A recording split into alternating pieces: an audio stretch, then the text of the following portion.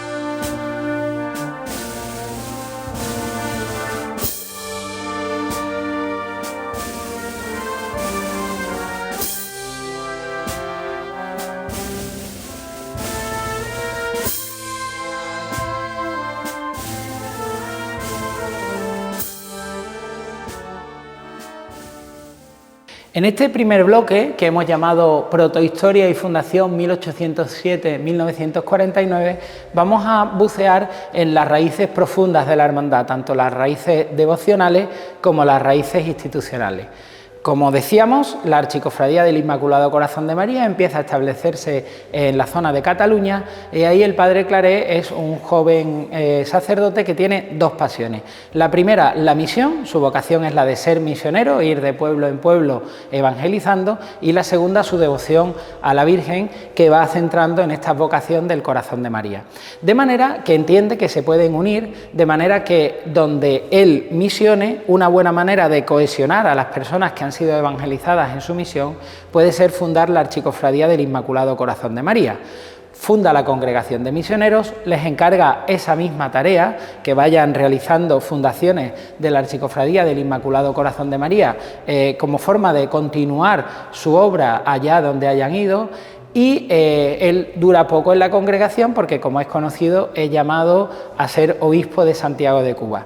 Cuando llega a la isla, una de las primeras decisiones de gobierno es que en cada parroquia de la isla se establezca la Archicofradía del Inmaculado Corazón de María.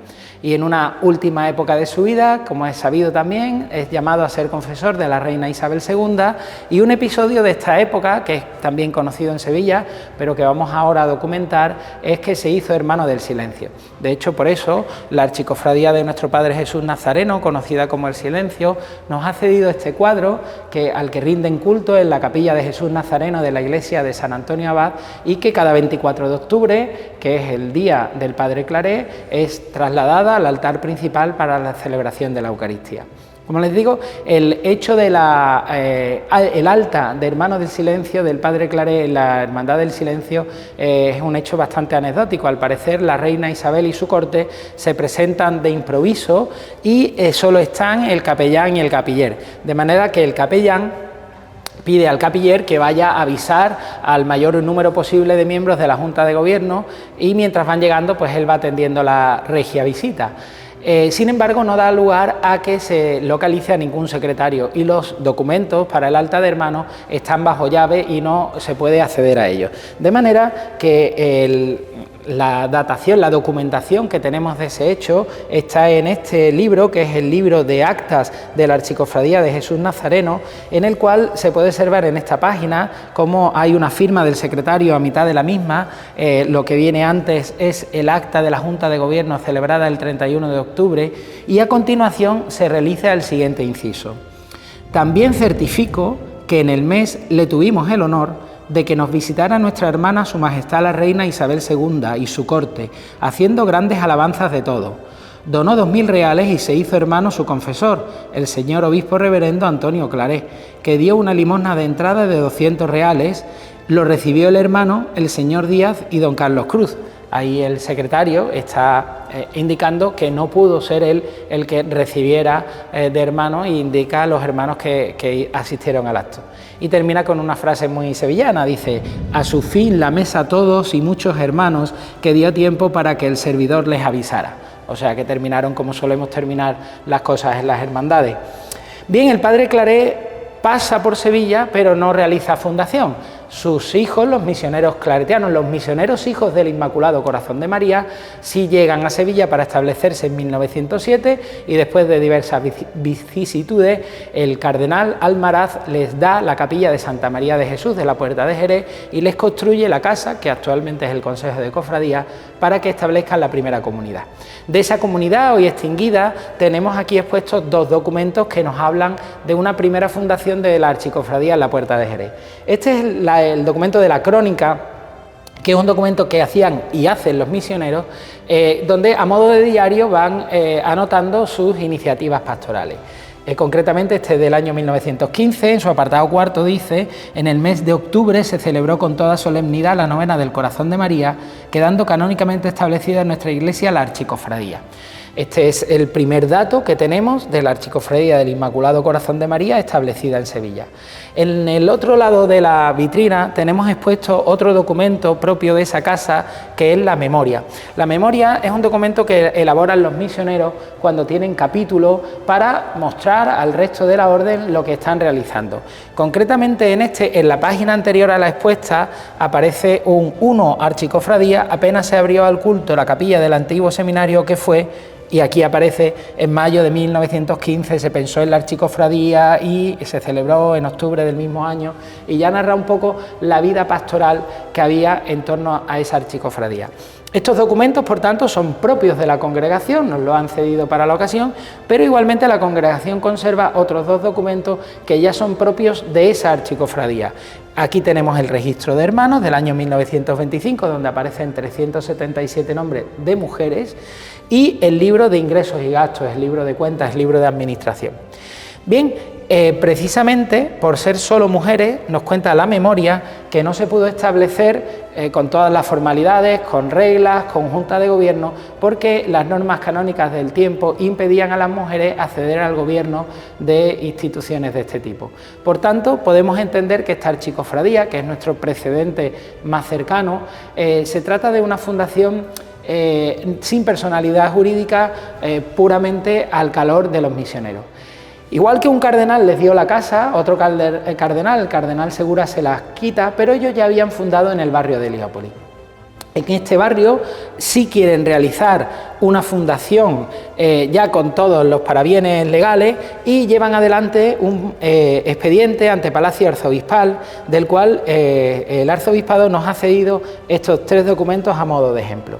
Lo intentan en el año 44, en el año 46 y en el año 48, ante lo cual el arzobispado va poniendo diferentes tipos de problemas, del cual les voy a comentar uno. Aquí tenemos una de las carpetillas, concretamente la del año 48, por ser la que en mejor estado de conservación está.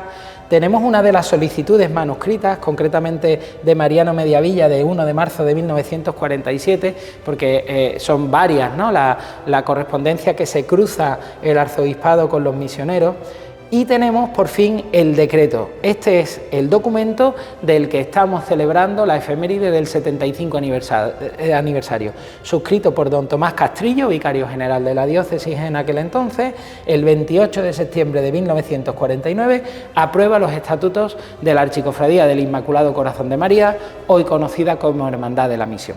Por tanto, este es el documento que marca el inicio de la vida oficial de la hermandad.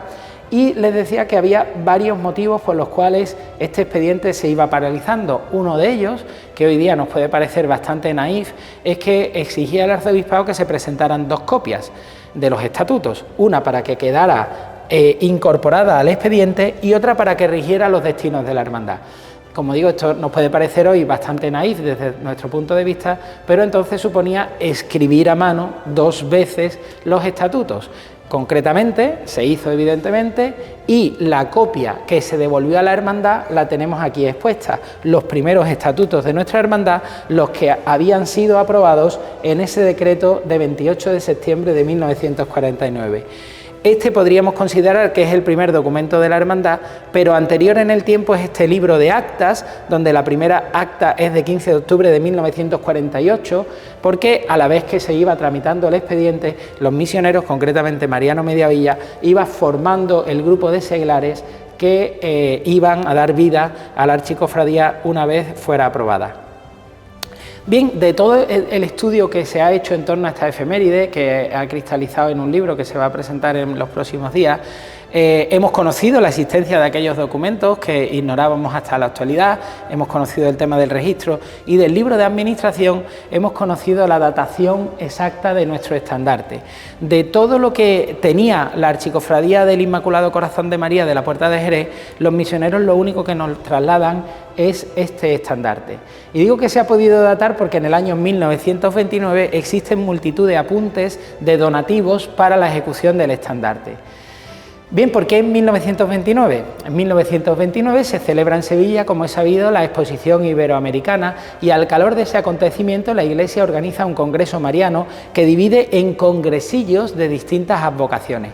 El cardenal de entonces, cardenal Lundain, tiene bastante afinidad con los misioneros claretianos y les encarga a ellos la realización del Congresillo del Corazón de María.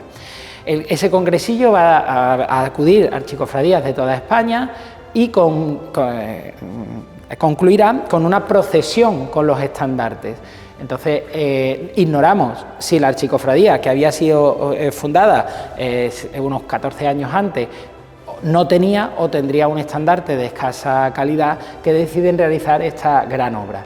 Según los especialistas, lo podemos situar en talleres de bordado catalanes en torno a esa época, lo cual tiene sentido. Tengan en cuenta que en esa época la congregación está naciendo, es una congregación que nace en Cataluña y los primeros misioneros suelen ser oriundos de esa zona.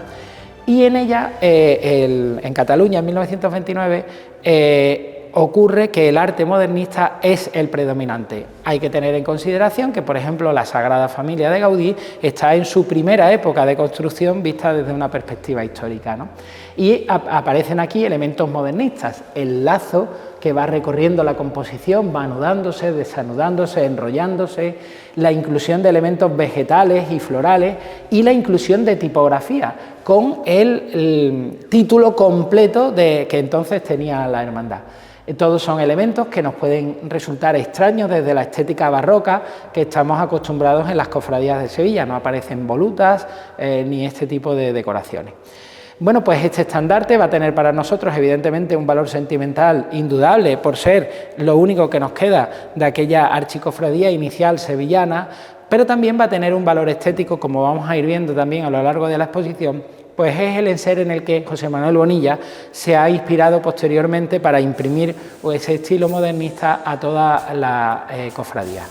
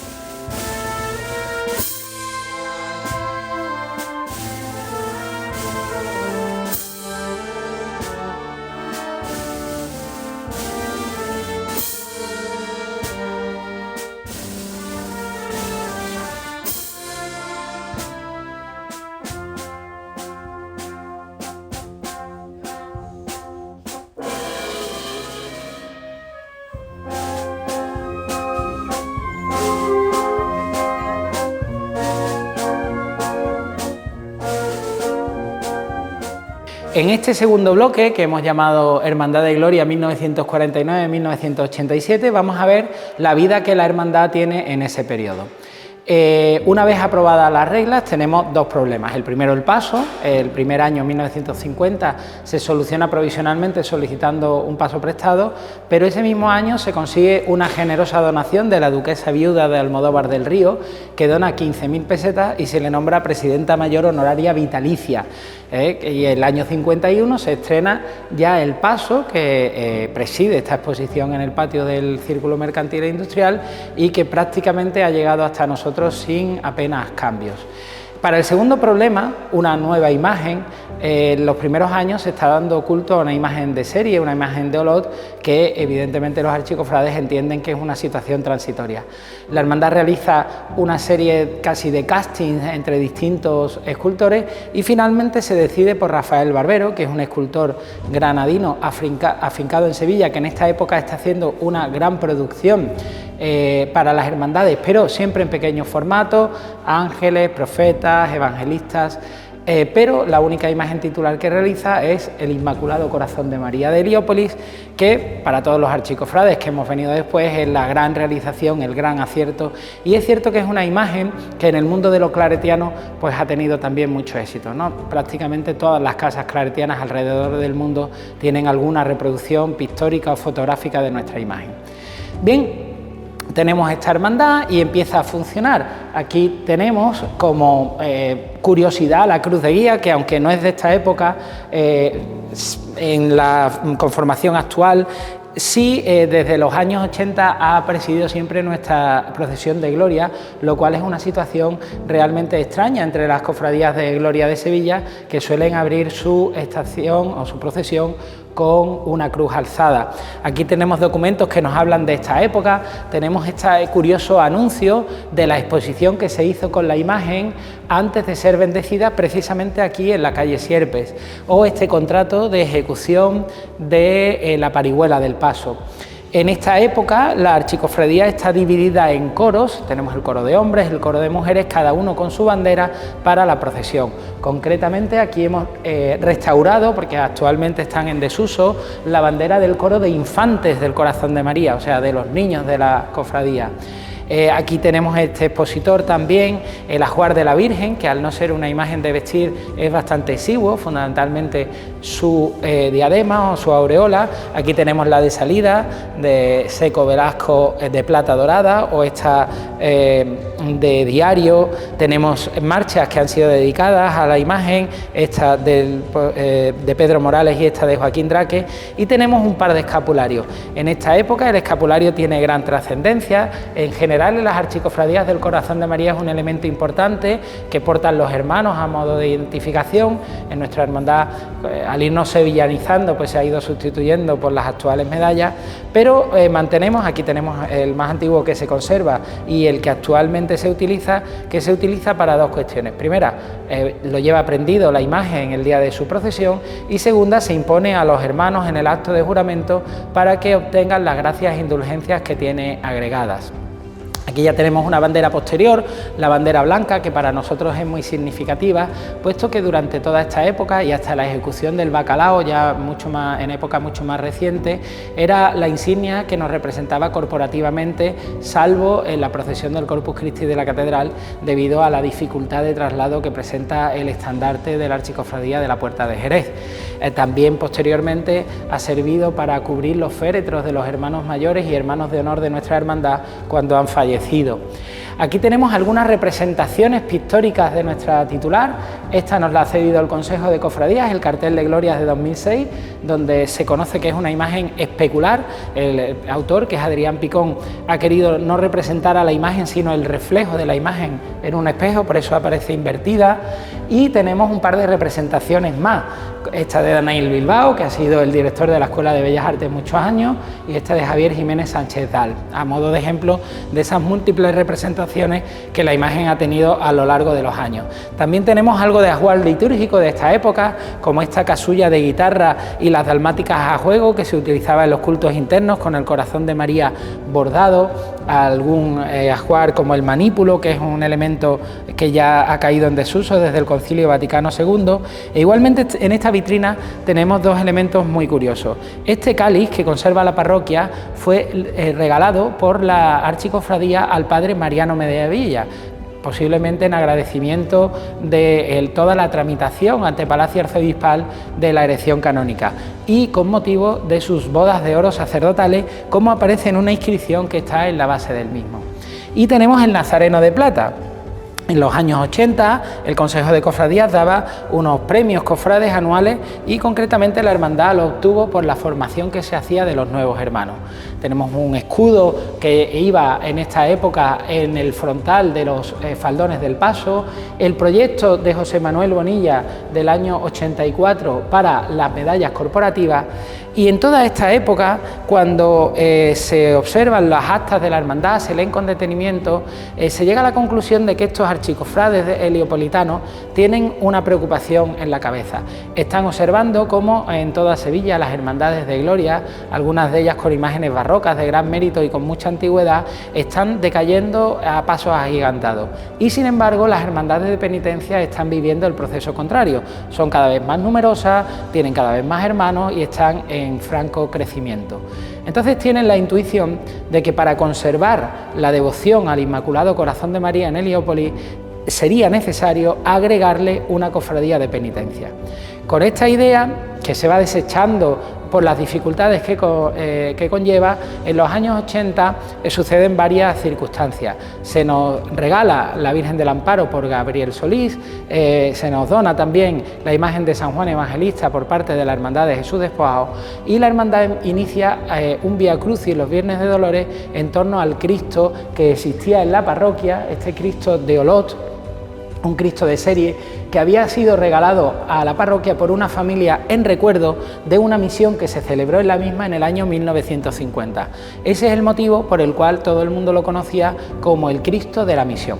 Bueno, pues en torno a este Cristo de la Misión empiezan a realizarse estos cultos penitenciales, así como la nueva imagen de la Virgen del Amparo, y fragua en unas nuevas reglas del año 1987, también muy apoyados por el misionero Pepe Márquez, que quería que se empezara a dar culto como parroquia al sagrario y aunar en esta segunda época de la archicofradía la Hermandad de Gloria con una hermandad sacramental.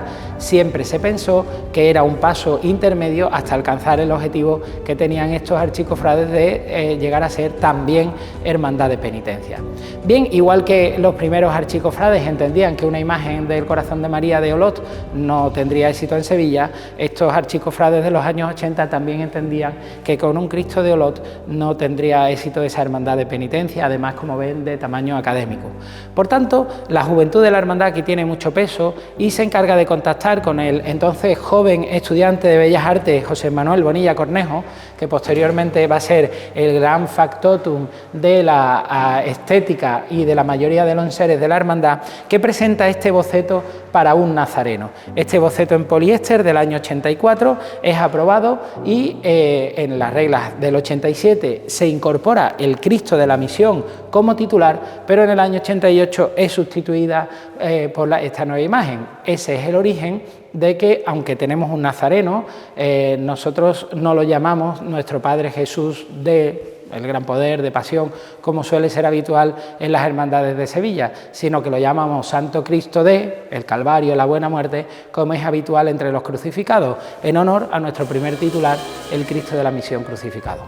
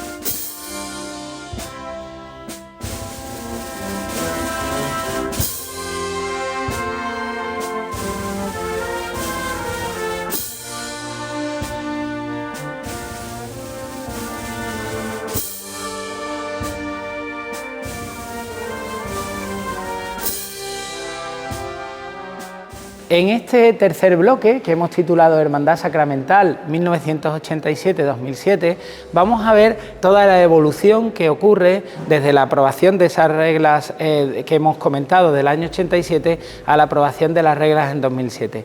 Aquí se contempla ese movimiento que se produce en torno al Santo Cristo de la Misión, que ciertamente es una imagen que va captando la devoción de vecinos y de toda Sevilla, con unos inicios de la procesión en el paso del Inmaculado Corazón de María, pero solo durante 4 años. Inmediatamente se construye el misterio y vamos a ver cómo la hermandad se va expandiendo.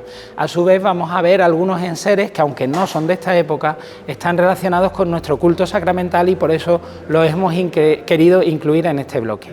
En una primera vitrina se observa el decreto del año 1987 que aprobó estas reglas que fueron las que rigieron los destinos de la hermandad desde aquel año. Observamos tanto la faceta de gloria como la faceta sacramental. Aquí observamos también la custodia que utilizamos en los cultos internos junto con las reliquias del Padre Claret y de los Beatos Mártires claretianos que conserva la hermandad y que procesionan en ambos pasos, tanto el de gloria como el de penitencia. En esa época la hermandad va creciendo y una de las necesidades que se plantean es la de mayor espacio. Para eso se solicita al Ayuntamiento de Sevilla la cesión de un local que tenemos aquí el documento de cesión expuesto fundamentalmente debido al valor sentimental que tiene, pues por parte municipal quien lo suscribe es el concejal Alberto Jiménez Becerril, además solo unos meses antes de su asesinato. En la vitrina tenemos además esta naveta, que es una obra muy interesante de diseño de José Manuel Bonilla, en el cual José Manuel, ese arte modernista que veíamos que impregna nuestro estandarte primitivo, lo va evolucionando e investigando las fuentes del modernismo catalán. Aparece un elemento marino como es la concha, por ejemplo la Sagrada Familia está repleta de diferentes conchas marinas, y un elemento orientalizante como es el dragón, que en la simbología cristiana además siempre ha tenido la representación del mal. Concretamente en la naveta aparece domado por un ángel este dragón. Tenemos aquí también las marchas que se han ido dedicando en esta época al Santo Cristo de la Misión, igual que en aquella otra sala veíamos las que habían sido dedicadas al Inmaculado Corazón de María, y en esta época de evolución una de las cosas que va evolucionando es el paso de misterio. Se estrena en el año 92, aún sin tallar, se va enriqueciendo en los siguientes años y se van incorporando las imágenes secundarias que van a configurar el misterio de la hermandad. En el año 95, 96 y 97 se incorporan respectivamente María Salomé, María Cleofás y María Magdalena, en las cuales la hermandad ha personificado esas mujeres de Jerusalén de las que habla el Evangelio de Lucas en el pasaje que representa la hermandad. Todas ellas obras de José Manuel Bonilla, al igual que el cartel con el que la hermandad celebró el cincuentenario de su erección canónica en 1999. En él aparece representada nuestra titular, enmarcada en una idealización de las cartelas modernistas que ya se están ejecutando en esa época para el paso de misterio. En esa época, aunque el proyecto original, que también está expuesto en esta zona del paso de José Manuel, preveía la ejecución de candelabros de guardabrisa, simplemente por ser más económicos se ejecutaron estos faroles. Cuando se sustituyeron por los actuales, los faroles han sido enajenados a la Hermandad de la Redención de Huelva, que nos los ha cedido gentilmente para esta exposición.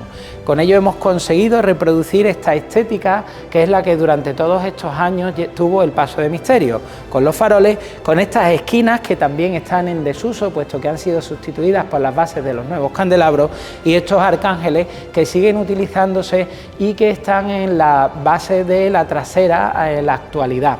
Y los hemos compuesto aquí para poder reproducir esa estética. Este concretamente porta el sol en representación del barrio de Heliópolis, que como saben significa Ciudad del Sol, y este otro una espada flamígera y el escudo con el corazón de María y una custodia. Otra situación que, como digo, es anacrónica, pero representa el culto sacramental de la hermandad, es la composición que hemos querido tener aquí. Aunque habitualmente nuestra procesión eucarística se realiza con nuestra custodia, que veíamos antes en la vitrina, portada por un misionero claretiano, en los años en que José Antonio Garófano fue nuestro párroco y director espiritual, quiso que la procesión se hiciera sobre el paso del Inmaculado Corazón de María. Para ello nos cedía durante esos años esta hermosa custodia que pertenece a la congregación y que nos ha cedido también para la exposición, y él mismo encargó que se labrara este tabor que realizaba la transición desde la peana de la Virgen hasta la custodia para que el elemento fuera más armónico, ¿no? Son años de evolución. Aquí tenemos también expuesta la vara del libro de reglas, el banderín del Padre Claret, y también de manera anacrónica pero relacionado con el culto sacramental tenemos el guión donde aparece la custodia y el cordero apocalíptico sobre el libro de 7 sellos. Finalmente esta etapa acaba con la preparación de las reglas que serían aprobadas en 2007, de las cuales pues aquí tenemos, por ejemplo, la túnica de Nazareno, que en esta época se está fraguando.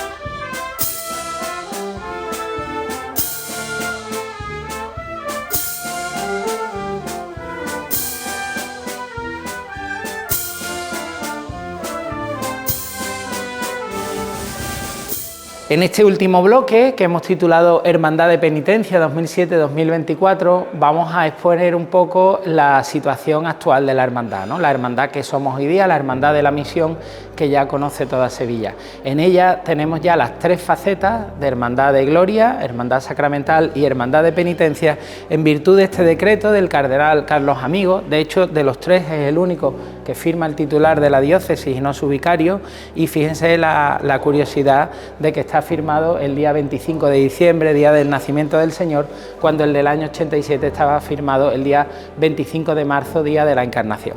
El primer objeto de esta zona es el cuadro con el que la hermandad celebró el 50 aniversario de la hechura de la imagen del Inmaculado Corazón de María. Es un dibujo de nuestro hermano Nacho Sabater, al cual le tenemos especial cariño, porque en él el autor trata de representar un dibujo de un niño del Colegio Claret. Por eso aparecen las esquinas torpemente engarzadas, aparecen manchas de mercromina, de colacao, recreando ese ambiente de las aulas del colegio. A continuación tenemos una selección del ajuar de Nuestra Señora del Amparo, con la diadema de salida, la saya bordada que le fue regalada y la corona que utiliza en sus cultos internos. También tenemos en estos tres expositores, estas tres vitrinas centrales, una selección de su ajuar, con pañuelos, rosarios, tocados, broches, fajines, etcétera. A continuación mostramos también el ajuar del Señor de la Misión, con las potencias estrenadas este año, y una selección de los gemelos que utiliza en su camisón. También aparece este cordón de esparto, que era utilizado en los primeros años y seguimos manteniendo fundamentalmente en tiempo de Cuaresma.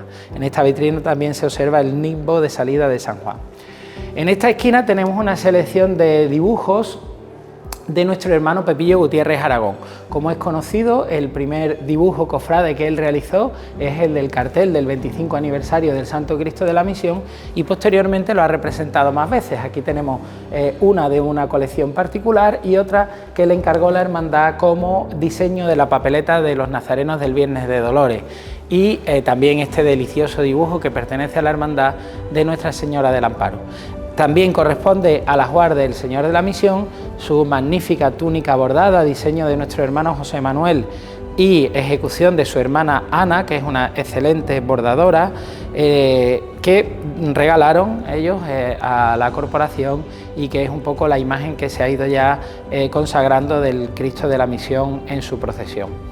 En esta zona también tenemos las últimas realizaciones, la última insignia que se ha incorporado y que es la más propia de las hermandades penitenciales, el Senatus, en nuestro gran proyecto para la Casa de Hermandad, que ha sido pues la gran realización de esta época desde el punto de vista del patrimonio de la hermandad, pero desde el punto del patrimonio artístico, sin duda la terminación después de casi 30 años del paso de misterio con la ejecución de estos magníficos respiraderos que hemos querido recrear en su conjunto, igual que veíamos antes en la estética que durante los años 90 y primeros del siglo XXI tuvo el paso, pues aquí hemos querido recrear la estética actual.